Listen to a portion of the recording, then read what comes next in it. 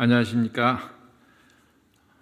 성도님들 오랫동안 이렇게 모이지 못하고 또 사회적 거리 두기를 하셔야 되기 때문에 밖에 나가시지도 못하시고 많이 답답해 하실 것 같습니다.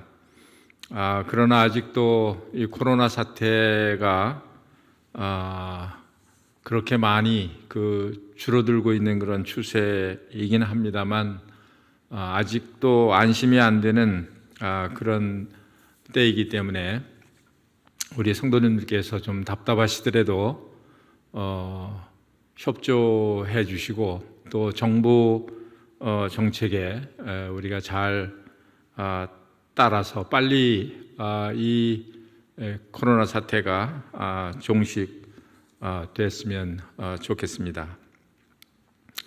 오늘은 한 번뿐인 인생, 단 한 번뿐인 인생이라는 제목으로 말씀을 드리고 싶습니다. 시편 39편 4절 말씀을 먼저 제가 읽어드리도록 하겠습니다.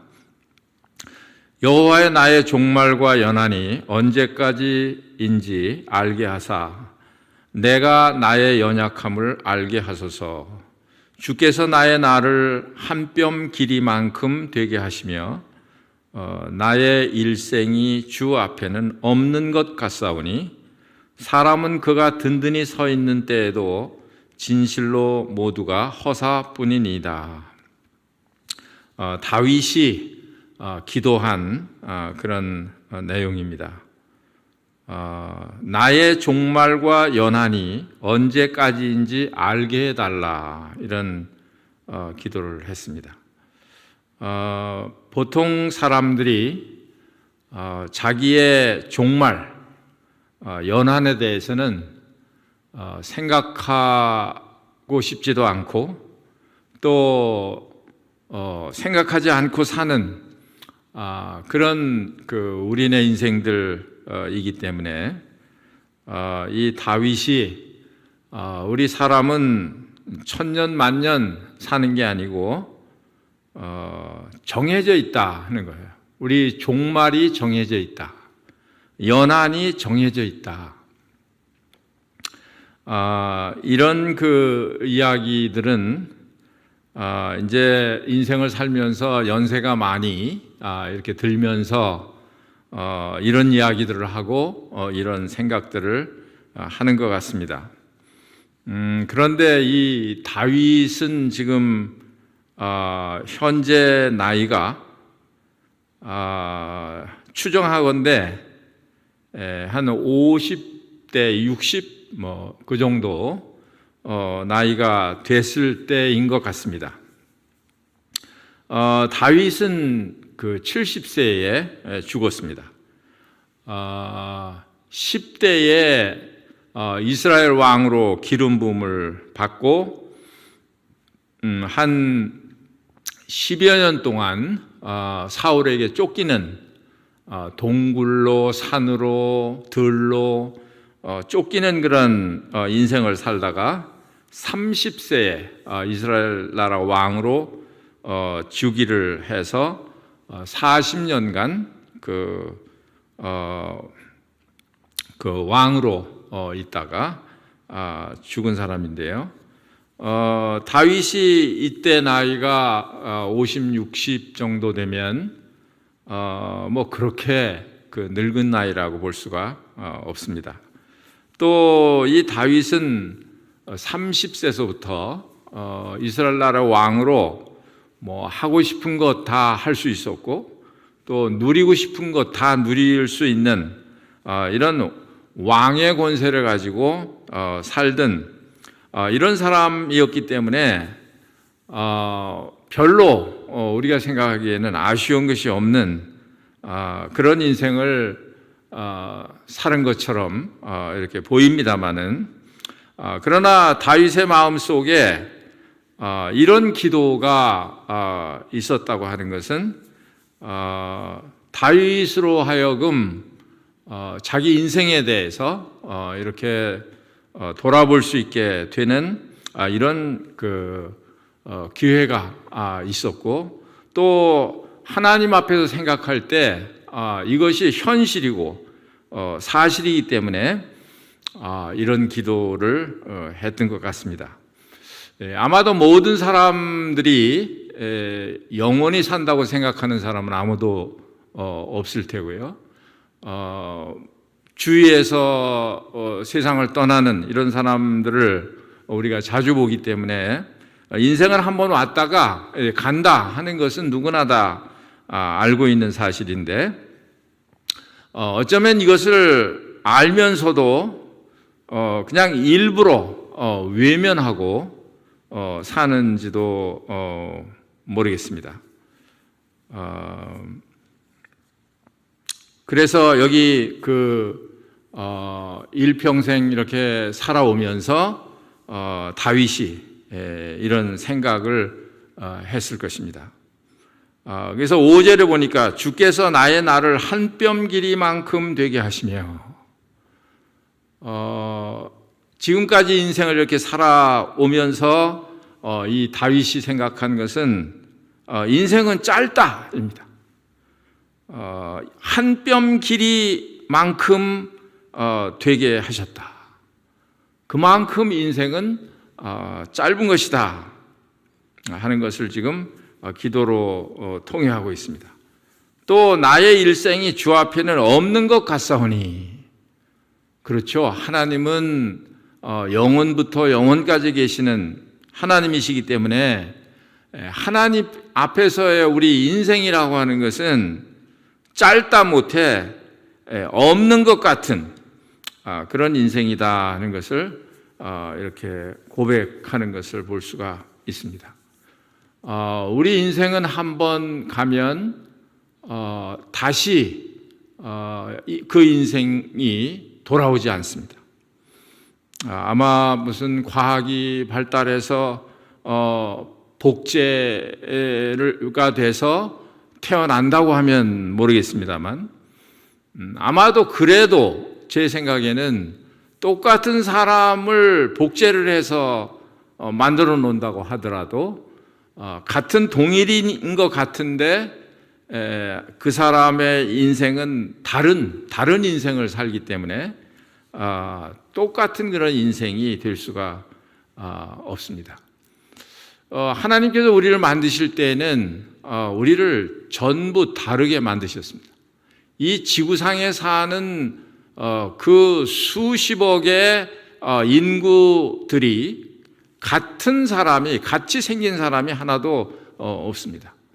요즘은 어디 이렇게 출입을 할 때 지문 인식을 한다든지 또 얼굴 인식을 한다든지 뭐 눈동자 인식을 한다든지 그렇게 합니다. 왜 그러자 하면 그 사람의 눈동자와 똑같은 그런 눈동자를 가진 사람이 이 지구상에 한 사람도 없기 때문에 그렇습니다.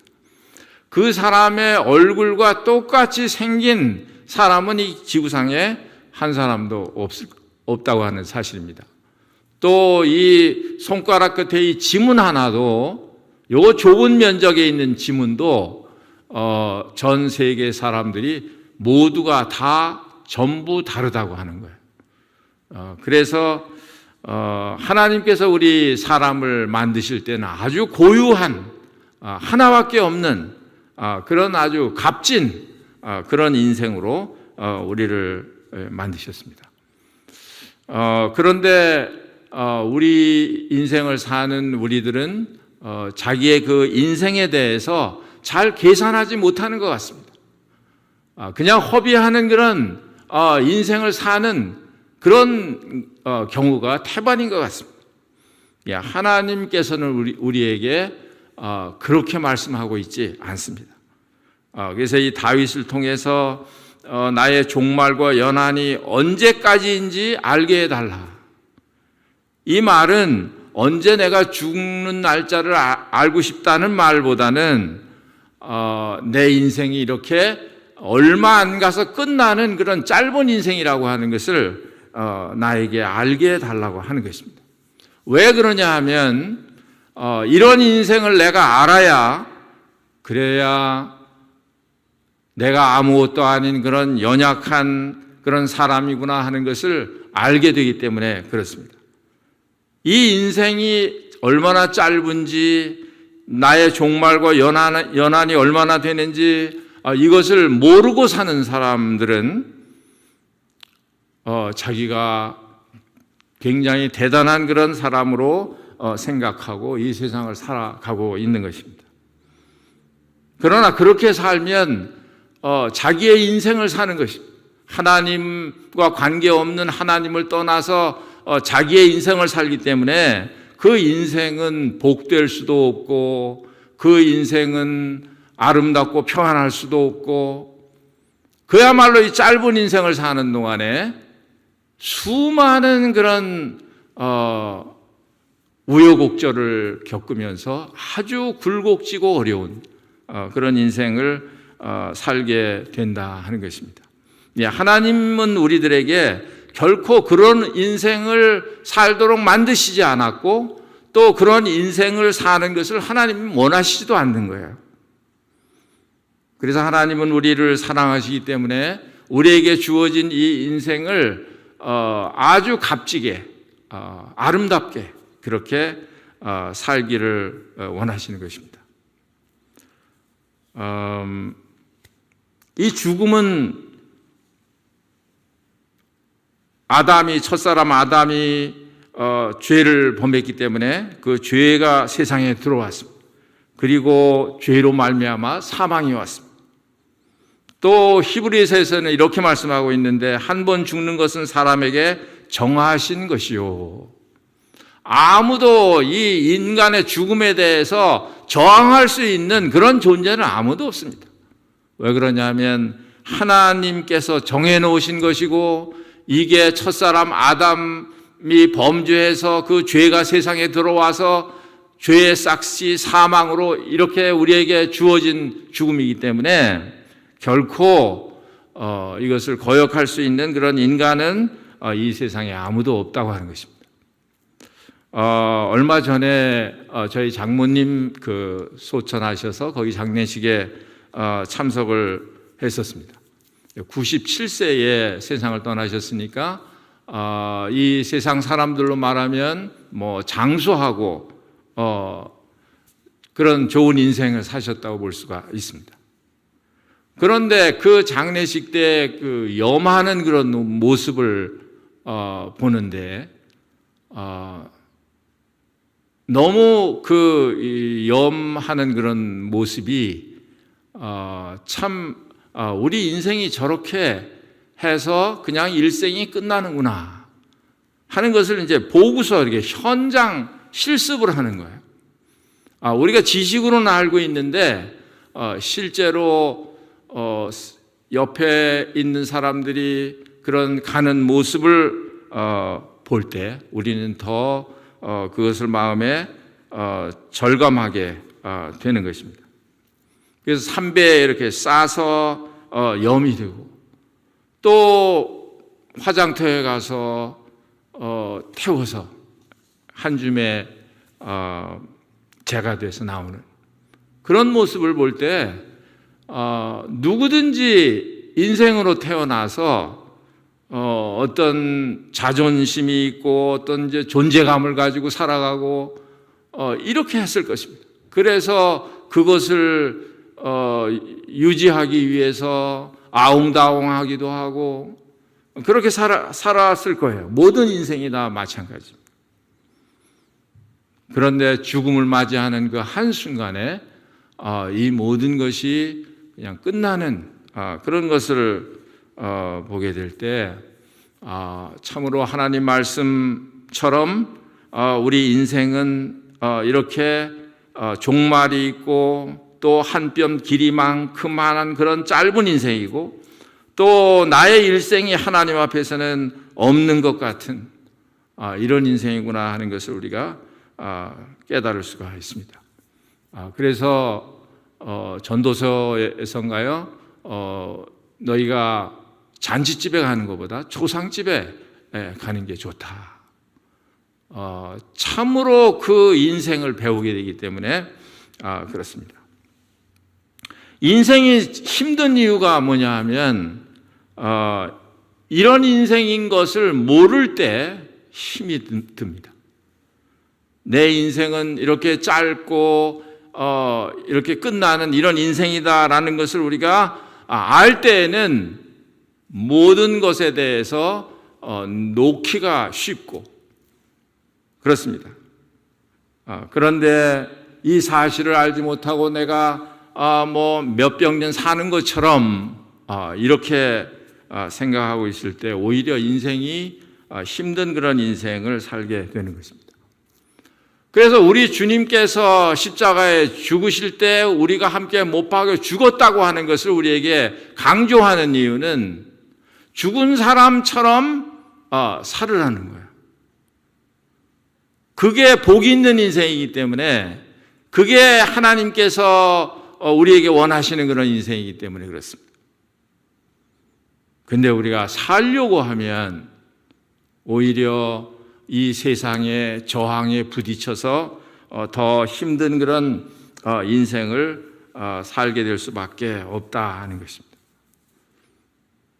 그래서 나는 이렇게 짧은 그런 인생을 산다고 하는 것을 내가 알 때에는 사실은 마음에 쉽게 모든 것을 다 내려놓을 수 있고, 또 이런 정과 욕심 이런 것에 대해서 자유롭게 될 수가 있고, 또 이 현세보다는 내세가 더 중요한 걸 알기 때문에 그런 데 초점을 맞춰서 이렇게 살게 되고, 이런 그것을 우리가 우리 그리스도인의 생활 가운데서 잘 발견할 수가 있습니다. 인생은 두 가지예요. 이런 인생이 참 짧고 참 허무하고 길지가 않다는 것을 아는데, 그것을 아는 사람들도 두 가지입니다. 그리스도를 알지 못하고 하나님을 알지 못하는 그런 분들은 그것을 알게 될 때 오히려 더 이 세상에서 그냥 즐기고 노세 젊어서 노세 늙어지면 못 노나니, 이런 노래 가사 말처럼 믿지 않는 사람들은 그럴 것입니다.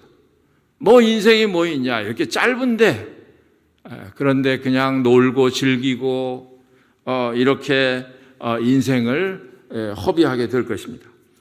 그렇지만 하나님을 아는, 영원을 아는 우리들은 하나님께서 우리에게 주신 이 단 한 번뿐인 짧은 이런 인생인데 어떻게 하나님의 뜻을 위해서 살까? 어떻게 영원히 남는 그런 인생을 살까? 그것을 우리가 생각을 하게 됩니다. 어렸을 때부터 들었던 한국 사람이면 모르는 사람이 없을 만큼 유명한 이 하숙생이라는 노래가 있습니다. 인생은 나그네 길 어디서 왔다가 어디로 가는가, 구름이 흘러가듯 떠돌아가는 길에 정일랑 두지 말자 미련일랑 두지 말자, 인생은 나그네 길 구름이 흘러가듯 정처 없이 흘러간다. 이게 많은 사람들에게 동감을 주는 그런 노래이기 때문에 모든 사람들이 다 좋아하는 그런 노래입니다. 그런데 자세히 살펴보니까 그 노래 가사말 중에는 그 인생의 그런 쓸쓸한 것을 잘 대변해 주고 있는데, 중요한 것은 해답이 없다 하는 거예요. 해답이 없습니다. 그래서 정처 없이 흘러서 구름같이 이렇게 흘러가는데, 그래서 어떻다는 건지 해답을 주지 못하는 거예요. 그러나 하나님은 우리에 대한 그 인생에 대한 해답을 가지고 계십니다. 일본에 아주 오래전에 일본을 간 적이 있는데, 여러 일본 모임을 다녔는데 일본 모임에 가는 데마다 우리를 안내하는 그런 곳이 있었는데, 그게 뭐냐면 납골당이었습니다. 납골당이 먼 데 있는 게 아니고 예배당 가까이에 이렇게 납골당을 만들어 놓고 바로 옆에 이렇게 우리에게 보여주는 것을 보았습니다. 또 이 동네 가운데 그냥 이렇게 납골당을 만들어 놓고 우리에게 안내를 해주는 것을 보았습니다. 이제 우리 문화하고는 좀 다르죠. 우리는 어떤 사람이 세상을 떠나면 요란스럽게 많이 우는데 저 먼 산에다 갖다 묻고 그리고 돌아옵니다. 그리고 이 죽음에 대해서 좀 무서워하고 회피하는 그런 그 경향이 있습니다. 이제 그때 제 생각에 일본 성도님들은 그렇지 않은가 보다. 일본 사람들은 그렇지 않은가 보다. 이게 좀 죽음을 가까이 두고 친구처럼 이렇게 보면서 늘 생각하고 준비하는, 이게 현실입니다. 죽음이 현실인데 이걸 피한다고 해서 피할 수 있는 것도 아니고 외면한다고 해서 이것이 안 오는 것이 아니라 이게 실제로 우리에게 주어진 일이에요. 그래서 이 다윗이 기도한 이 내용이 나이가 든 사람들에게만 해당하는 게 아니라 아마 더 젊어서 더 어렸을 때부터 이 사실을 안다고 하면, 나의 종말과 연한이 어떤지 알게 된다고 하면 그것은 아마 더 축복일 것 같아요. 왜냐하면 그것을 알아야 새로운 인생을 다시 계획하고 그렇게 살아갈 수 있기 때문에 그렇습니다. 지금 제가 말씀드리는 것은 무슨 염세주의 철학이나 아니면 뭐 운명론이나 이런 걸 얘기하는 게 아니에요.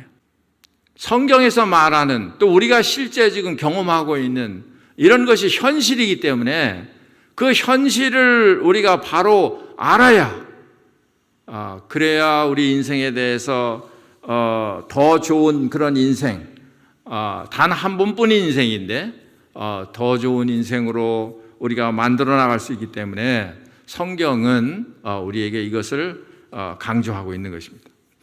시편 90편 10절에 보면 우리의 연수가 70이요 강건하면 80이라도 그 연수의 자랑은 수고와 슬픔뿐이요 신속히 가니 우리가 날아가나이다.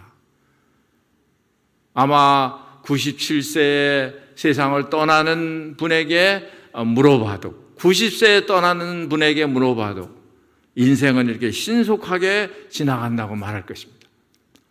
또 어떻게 인생을 사셨느냐라고 질문을 하면 아마도 이렇게 떠날 것을 내가 알았으면 내 인생을 그렇게 살지는 않았을 텐데, 그런 아쉬움, 그런 후회, 이런 걸 말하게 될 것입니다.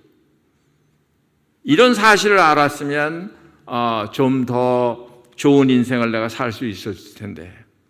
12절을 보니까 우리에게 우리날 계수함을 가르치사 지혜로운 마음을 얻게 하소서. 우리의 날을 이렇게 세보라는 것입니다. 그래서 지혜로운 마음을 얻게 해달라고 기도하고 있는 것입니다. 잠언 31장 30절에 보면 고운 것도 거짓되고 아름다운 것도 헛되나 오직 여호와를 경외하는 여자는 칭찬을 받을 것이라 그랬습니다. 제가 우리 집 아내와 지금 한평생을 이렇게 살고 있는데 이렇게 보면서 느낀 건데요. 세월이 지나니까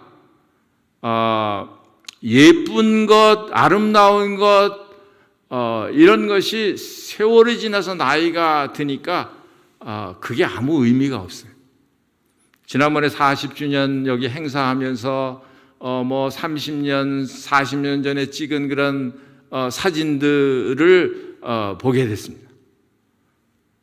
거기에 이제 우리 집사람 사진을 보니까 이 사람이 우리 집사람인가 할 정도로 굉장히 젊은 그런 때에 찍은 그런 이제 사진을 보게 됐습니다. 그런데 이제 나이가 이렇게 들어서 보니까 다 똑같아요. 제 눈에는 뭐 예쁜 사람, 미운 사람이 다 똑같아요. 세상 떠나갈 때는 아마 완전히 똑같은 그런 인생으로, 그 사람이 부자든지 가난하든지 뭐 지식이 많든지 적든지 또 권세를 얼마나 가지고 살았든지 뭐 낮은 자리에서 살았든지 관계없이 세상을 떠날 때는 똑같습니다. 죽어서도 그 권세를, 그 재물을, 그 지식을 자랑하고 권세를 누리고 하는 사람은 없습니다. 그래서 조금 이런 것을 알게 되니까 어떤 얼굴이 예쁜 사람을 보면 얼굴이 참 예쁘구나. 그런데 제 속으로는 40만 넘어봐라. 이런 제 생각이 드는 거예요.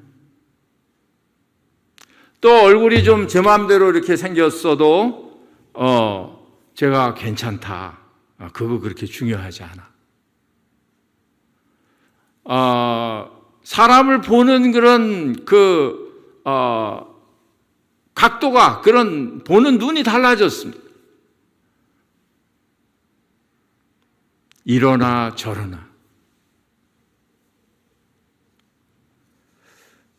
또 일본 얘기를 오늘 자주 합니다만은,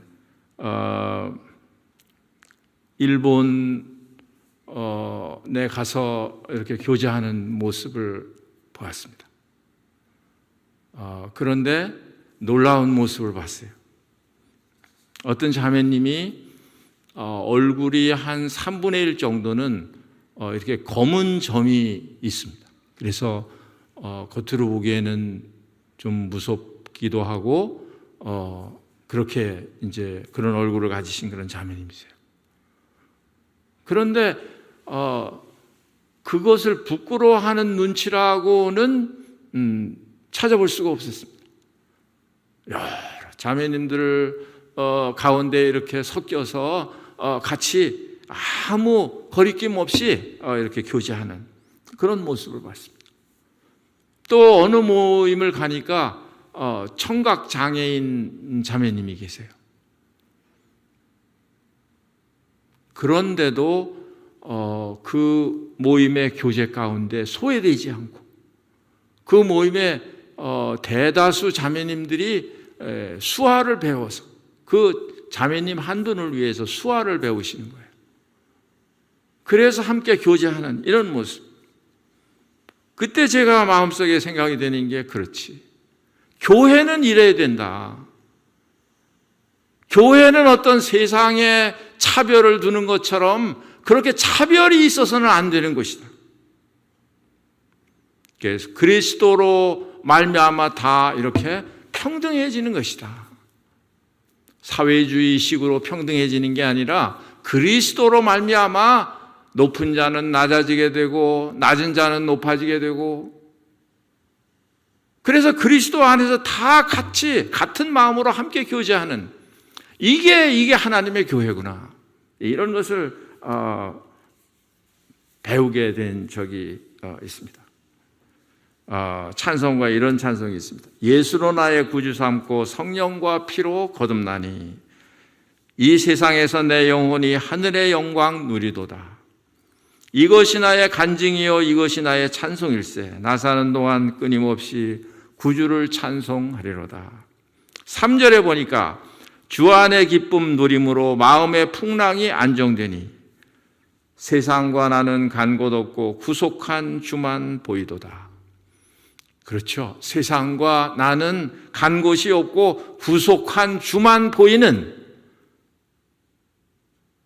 그것이 하나님의 백성들이 모인 그런 교회의 모습이고 그리스도인들의 간증입니다.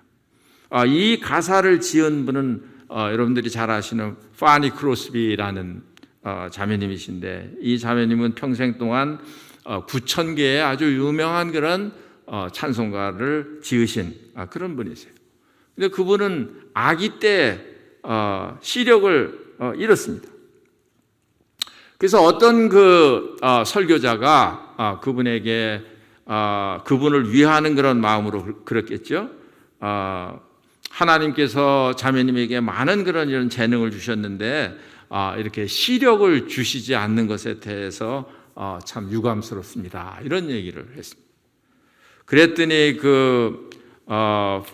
파니 크로스비 자매님이 대답하기를 뭐라고 대답했냐면, 제가 태어날 때 한 가지 소원이 있었다면 그것은 맹인으로 태어나는 것이라는 것을 아세요? 왜냐하면 천국에 갔을 때 처음으로 내 눈으로 뵙는 분이 제 구주 예수 그리스도의 얼굴일 테니까요. 이렇게 대답을 했다고 합니다. 그러니까 비록 이 파니 크로스비는 앞을 보지 못하는 그런 자매님이었지만, 그러나 그는 눈을 가지고 있는 사람들보다도 더 많은 것을, 더 멀리 있는 것을, 더 영광스러운 것을, 그런 것을 보시는 그런 자매님이셨어요. 그래서 이 그리스도 안에 있는 이런 축복이 얼마나 큰 것이겠습니까?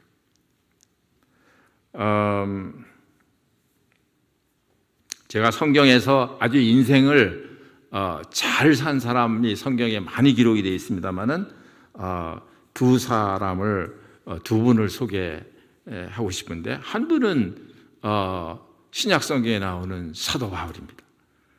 그분은 디모데후서 4장 7절에 말씀하기를, 나는 선한 싸움을 싸우고 나의 달려갈 길을 마치고 믿음을 지켰으니 이제 후로는 나를 위하여 의의 면류관이 예비되었으므로 주 곧 의로우신 재판장이 그날에 내게 주실 것이며 내게만 아니라 주의 나타나심을 사모하는 모든 자에게 도니라. 우리의 인생이 이렇게 사도 바울처럼 이런 마지막에 이런 고백을 할 수만 있다면 그 인생은 얼마나 영광스럽고 성공한 그런 인생이겠습니까? 이제 나를 위하여 의의 면류관이 예비되어 있다. 내가 선한 싸움을 싸우고 달려갈 길을 마치고 믿음을 지켰다. 영원히 있을 그런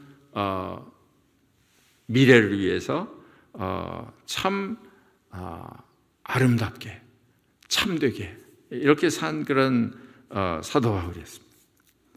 또 구약 성경의 한 분을 소개하면 그분은 모세입니다.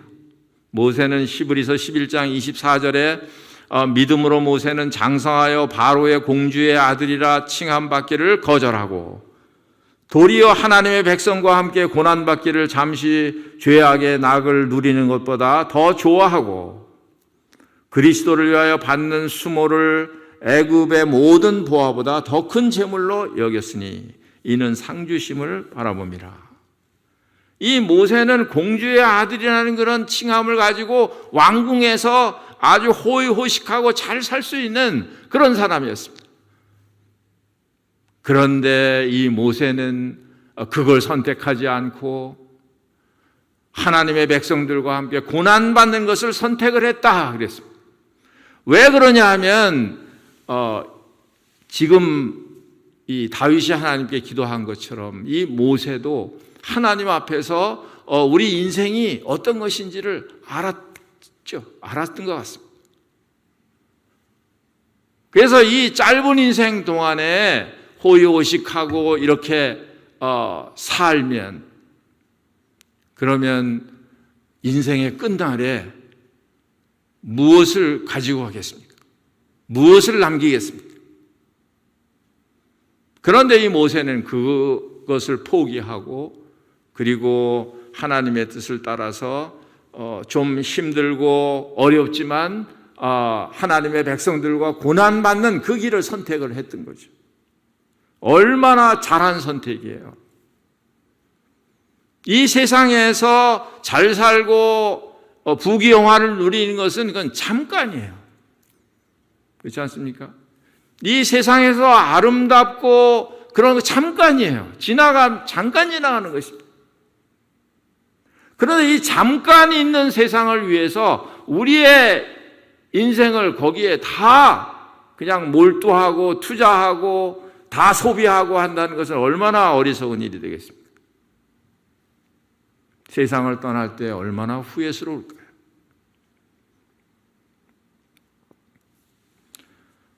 그래서 우리는 그 하나님 앞에서 어떻게 우리가 우리에게 주신 이 인생을 어떻게 살아야 할까? 이 사도 바울이나 모세처럼 이렇게 하나님 앞에 쓰임을 받으면서 하나님의 뜻을 따라서 이렇게 하나님의 일을 하면서 이렇게 살면 얼마나 좋을까? 그런데 우리는 그렇게 하기가 참 어렵습니다. 모든 사람들이 모세나 사도 바울처럼 그렇게 하기는 참 어려워요. 그러나 우리에게도 하나님께서 길을 주셨습니다. 방법을 주셨어요. 그게 뭐냐 하면 하나님의 아들 그리스도를 우리에게 보내주신 거예요. 그리고 우리가 그 그리스도와 함께 이렇게 살 수 있는 길을 우리에게 열어주셨어요. 요한복음 15장 5절에 보니까 나는 포도나무여 너희는 가지라. 그가 내 안에 내가 그 안에 거하면 사람이 열매를 많이 맺나니 나를 떠나서는 너희가 아무것도 할 수 없음이라. 우리가 하나님을 위해서 살고 싶다고 의욕만 가지고 하나님을 위해서 살 수 있는 게 아닙니다. 그리스도에게 그리스도 안에 있을 때 그게 가능하다는 거예요. 나를 떠나서는 너희가 아무것도 할 수 없다는 거예요. 얼마나 좋은 방법이에요. 내가 막 힘쓰고 애써도 안 되는데 그리스도 안에 있기 때문에 그 그리스도 안에 있는 그런 영양분을 받아서 나가면 그러면 열매를 맺고 하나님께서 우리를 통해서 일을 하시는 이런 일을 보게 되니까 이게 얼마나 좋은 것입니까? 빌립보서 4장 13절에 내게 능력 주시는 자 안에서 내가 모든 것을 할 수 있느니라. 그러니까 모든 것을 할 수 있다고 생각하는 게 아니라 내게 능력 주시는 자 안에서 내가 모든 것을 할 수 있다. 그러니까 우리 자신을 너무 과대평가할 필요도 없습니다. 또 너무 과소평가할 필요도 없어요. 왜냐하면 우리가 그 포도나무에 붙어 있으면 내게 능력 주시는 자 안에서 있으면 그러면 우리가 어떤 일도 할 수 있는 그런 사람들이기 때문에 그렇습니다. 이렇게 주님 안에 있으면 어떤 일을 해도 뭘 하든지 우리는 기쁜 마음으로 할 수가 있어요. 불평이 없습니다. 하나님의 일을 하는데 기쁜 마음으로 즐거운 마음으로 자원하는 마음으로 그렇게 할 수 있어요. 또 이런 가운데서 일을 하게 되면 결과에 대해서 자유로워요. 또 사람들의 평가에 대해서도 자유롭습니다. 이런 일은 반드시 마지막에는 좋은 그런 열매로 맺혀지게 되는 것입니다. 하나님께서 우리를 사용하시기를 원하시는데 우리는 쓰임받기를 원하고 있습니다. 우리 인생에 있어서 하나님께 쓰임을 받는다고 하는 것은 그것은 아주 특권이고 아주 값진 그런 좋은 인생을 사는 길이기 때문에 그렇습니다. 하나님께서 어떤 사람을 그럼 쓰기를 원하시나? 자세한 건 오늘 시간 관계상 다 말씀드릴 수 없겠습니다만은 간단히 말씀을 드리면 하나님께서 어떤 사람을 쓰시나? 사실은 하나님의 주권에 속한 거예요. 하나님이 사용하고 싶은 사람을 사용하는 것입니다. 물론 하나님께서는 우리의 중심을 보시고 그 사람을 아시기 때문에 선택을 하시는 건데, 그런데 하나님께서 이렇게 하나님께서 원하시는 사람, 원하시는 대로 하시는 거예요. 갈라디아서 1장 1절 말씀에 보면 사람들에게서 난 것도 아니요 사람으로 말미암은 온 것도 아니요 오직 예수 그리스도와 그를 죽은 자 가운데서 살리신 하나님 아버지로 말미암아 사도된 바울은 그랬습니다. 하나님 아버지로 말미암아 사도된 바울, 사람들에게서 난 것도 아니고 사람으로 말미암은 것도 아니다 그랬습니다. 하나님이 선택하셨다는 말이에요. 에베소 1장 1절에 보면 하나님의 뜻으로 말미암아 그리스도 예수의 사도된 바울은 그랬습니다. 또 사도행전 9장 15절에서는 주께서 이르시되 가라, 이 사람은 내 이름을 이방인과 임금들과 이스라엘 자손에게 전하기 위하여 택한 나의 그릇이다 그랬습니다. 하나님께서는 이 사도 바울이 그리스도를 믿는 사람들을 핍박하고 있을 때, 그럴 때 이 사도 바울을 선택을 했습니다. 그래서 이렇게 이방인에게, 이스라엘에게 나를 전하기 위해서 택한 나의 그릇이다, 이렇게 말했습니다. 아마도 이 세상에는 이때 당시에도 마찬가지였습니다마는 사도들도 다 같은 그런 사도가 아니었습니다. 어떤 사도들은 자기가 원해서 된, 하나님이 시킨 사도가 아니라 자기가 나서서 하는 그런 사도가 있었을 것입니다. 그래서 자기가 원해서 하는 사람, 또 사람들이 세워서 하는 사람, 또 다른 하나는 하나님이 택해서 세우는 그런 사람. 그래서 그때 당시에도 빌립보서 1장 15절을 보면 어떤 좋은 뜻에서 사도의 일을 하지 않는, 하나님의 일을 하지 않는 그런 사람들도 우리가 보게 되는데요. 거기에 보면 어떤 이들은 투기와 분쟁으로, 어떤 이들은 착한 뜻으로 그리스도를 전파하나니 그들은 나의 매임에 괴로움을 더하게 할 줄로 생각하여 순수하지 못하게 다툼으로 그리스도를 전파하느니라. 그러니까 그리스도를 전파하는데 다툼으로 한다 그랬습니다.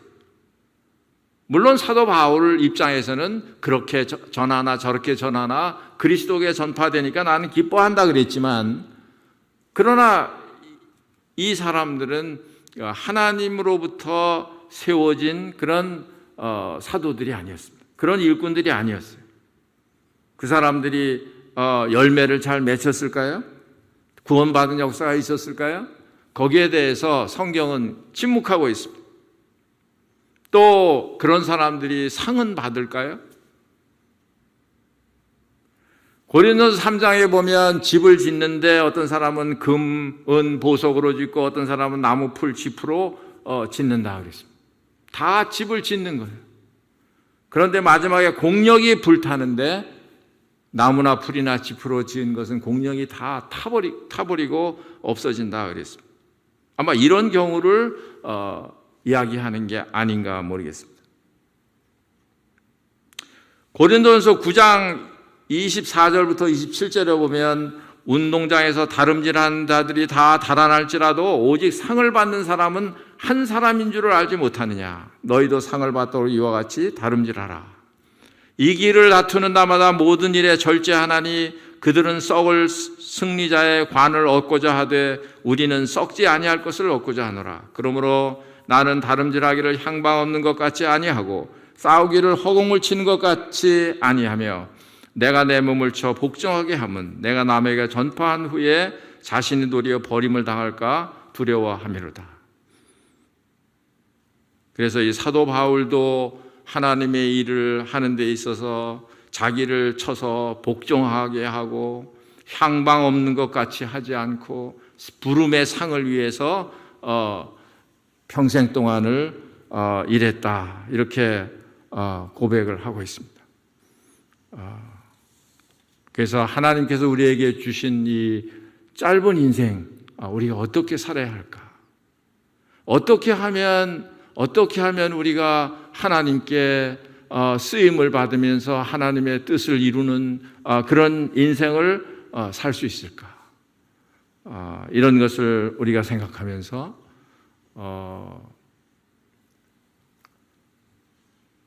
우리 짧은 인생 가운데 주님을 위해서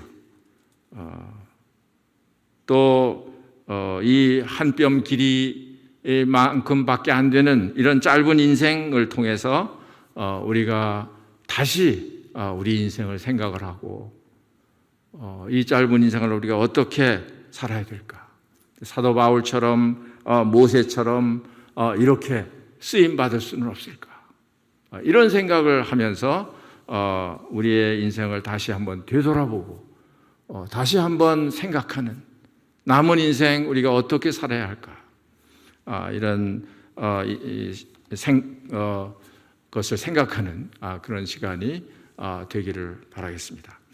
한 주간 또 건강하시고 또 손 씻기 잘하시고 또 사회적 거리두기 아직도 안심할 수 없기 때문에 이렇게 잘 해주시고 우리가 이것이 종식됐을 때 즐거운 마음으로 함께 모이기를 기대하고 또 기도합니다.